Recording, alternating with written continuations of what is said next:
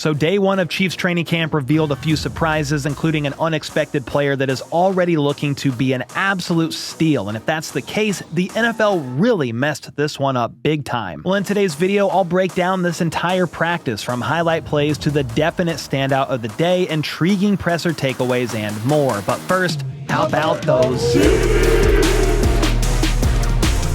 Alright, so day one of training camp came and went, being open exclusively to season ticket members, with the media, of course, also being in attendance. And get this, some fans started lining up at 2 in the morning to make sure they got great vantage points during today's practice. 2 a.m.?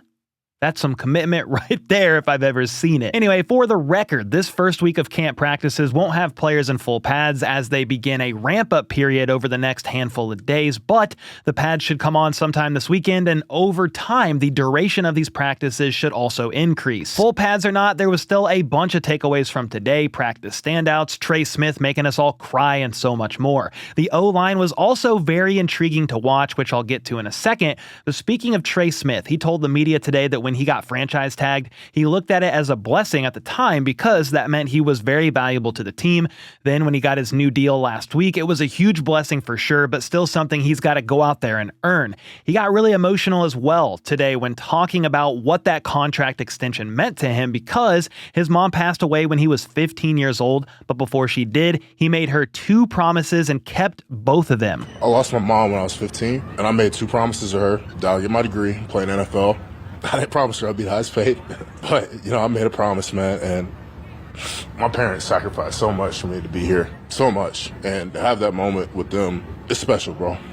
It's special, and it's something I won't take for granted, man. Well, if that doesn't make you shed a tear, nothing will. Promises to his late mom fulfilled. He will never take this for granted. Even before getting that deal done, he showed up at mandatory minicamp because he said he loves his job so much, and just being out there with the team, he's never going to hesitate to get out there and work with his teammates.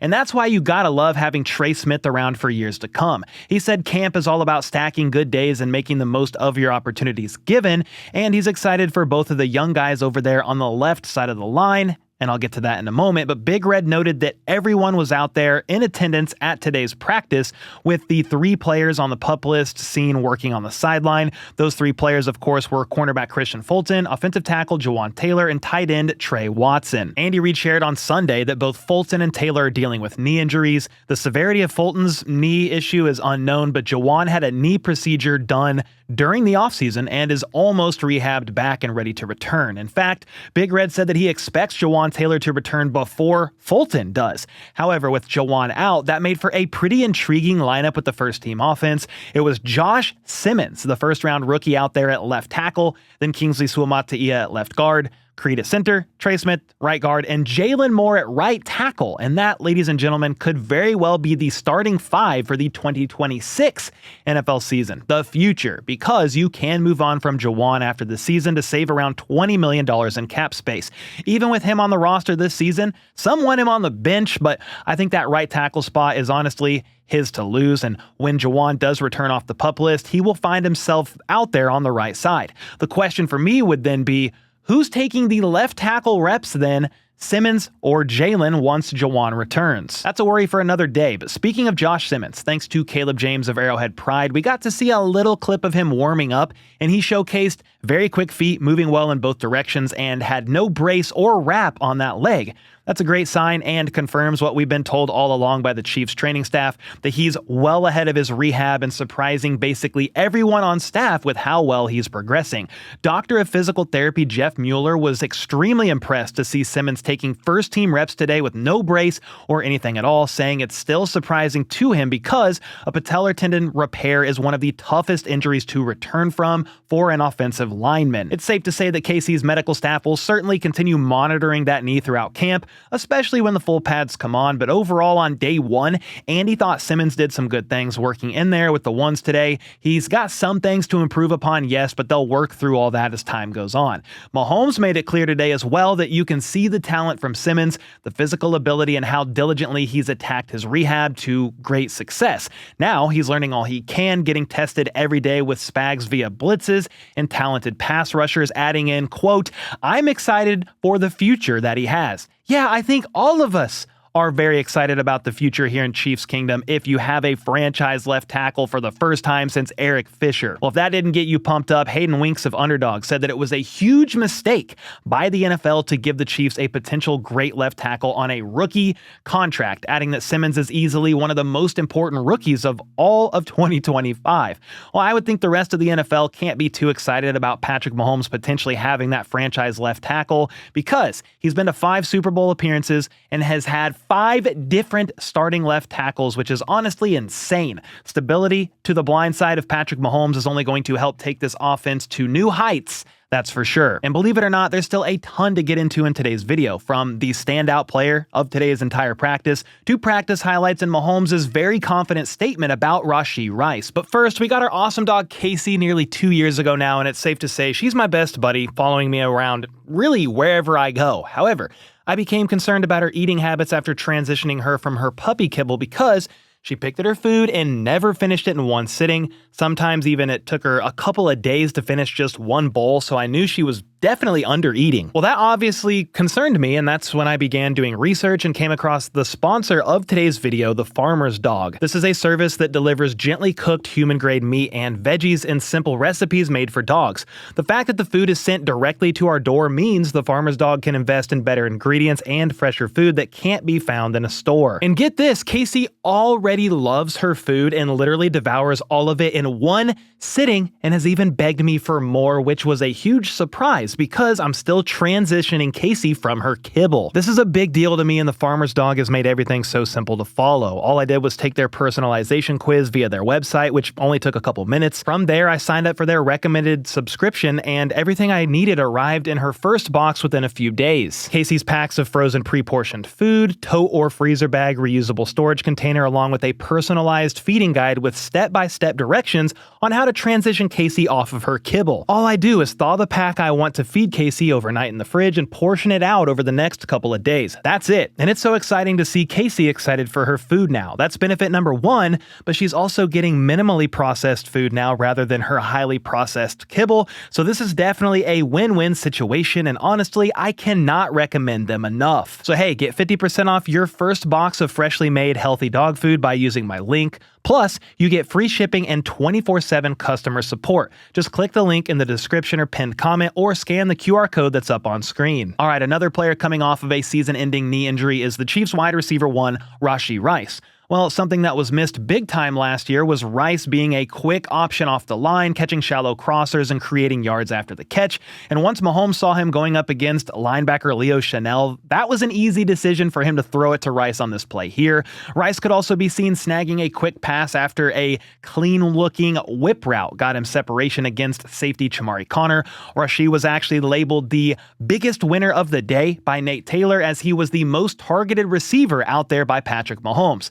Are we really surprised about that? The guy was going nuclear prior to injury last season, and the only thing keeping him from a dominant season production-wise this year is that upcoming suspension. We don't know when or how long it's going to be, but my best guess right now is roughly 4-game suspension starting week 1. Mahomes was actually asked about how the team is preparing for Rice's upcoming suspension, and Patrick said that honestly they aren't worrying about that stuff because that's all down the line with Rice, and the coaches would honestly probably have a better answer, but all that stuff is going to handle itself, and they are just focused on one day at a time at training camp, stacking good days, and trying to get this offense to be the best version of themselves. Mahomes shared, though, that Rice is indeed fully back out there, ready to go. He had a great first day and will only improve. Then he said this, quote, "He'll evolve his game to be even better than he was at the beginning of last year." Well, okay, sounds good to me. Please happen. Now, Mahomes said the team obviously didn't play the way they wanted to in the Super Bowl, but regardless of a Super Bowl win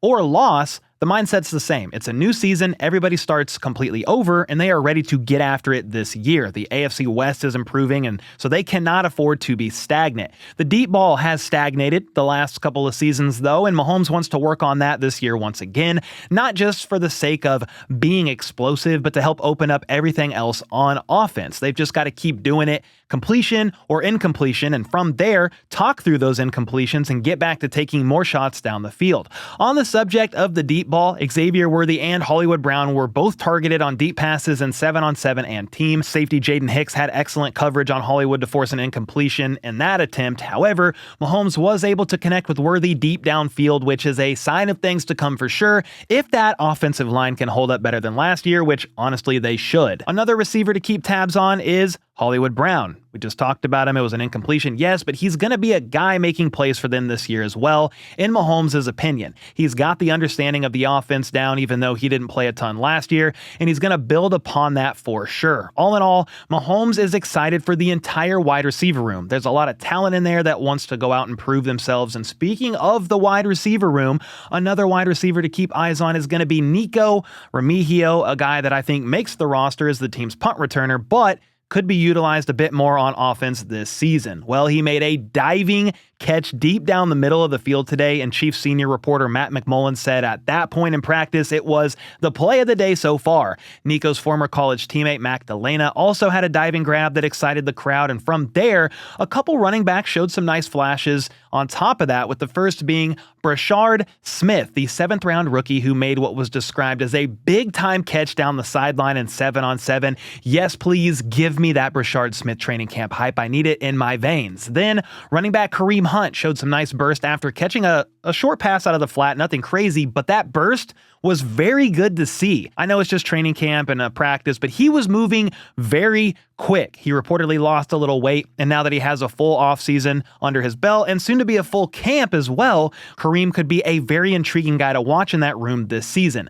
Maybe the third down back as well as the short yardage guy. Could very well happen, but let's see how it all plays out. And then tight end Jared Wiley was actually able to avoid landing on the PUP list to start out, even though he tore his ACL last November. Well, that means he's progressing pretty well in his rehab, and he's the guy I thought could end up starting the season out on the PUP list. I guess you still can't rule it out, but so far, he's proving me wrong, which is never a bad thing because he's progressing very well in his rehab timeline and could be an impact in the tight end room as early as week 1. And he said that Jared is out there and working on getting his timing back. He did have one drop, but other than that, he was happy with Wiley's practice. Another tight end in that room is obviously one of the best to ever do it in Travis Kelce, and Big Red told the media that he hopes Kelce plays forever. He was joking, obviously, but whenever Kelce decides to hang it up, he's built a great legacy here with the Chiefs. Switching gears a bit to the defense, with cornerback Christian Fulton out on the sideline due to being on the PUP list, that had the secondary, at least initially, lining up like this. Trent McDuffie and Jalen Watson on the outside, and safety Chamarri Connor in the slot. I'm not sure I love Connor still in the slot, but with Fulton out, the third-round rookie Noel Williams is probably not quite ready to run as a starter, and so on the outside, McDuffie stays. Who knows? He might play out there more than we think, but it will provide a definite boost to the defense with him in the slot over Chamarri Connor if and when they can make that happen. However, Connor did have a nice interception on this goal line play here as Mahomes tried to force one in the middle to Travis Kelce, but tight coverage by linebacker Drue Tranquil caused a deflection, and Connor showed great instincts to haul that one in. Defensive end George Karlaftis had a nice play as well at some point during practice, flushing Mahomes from the pocket during 11-on-11, forcing an incompletion. He, along with Trey Smith, just got paid, and Chris Jones let everybody know that George's new nickname is now G-Money, which is insane. And to that, George Karlaftis said, "Please do not call me that." Regarding the contract extension process, though, George shared with the media today that it was awesome, very respectful on both sides, and he's glad the deal got done before camp. He's happy to be here with the Chiefs for years to come, and honestly, there's no place he would rather be. When George was a rookie, he noted that Frank Clark helped him out so much that year, working with him almost daily after camp practices, and it was basically invaluable to him. So now he's trying to pass that along to the new guys to keep that same mindset.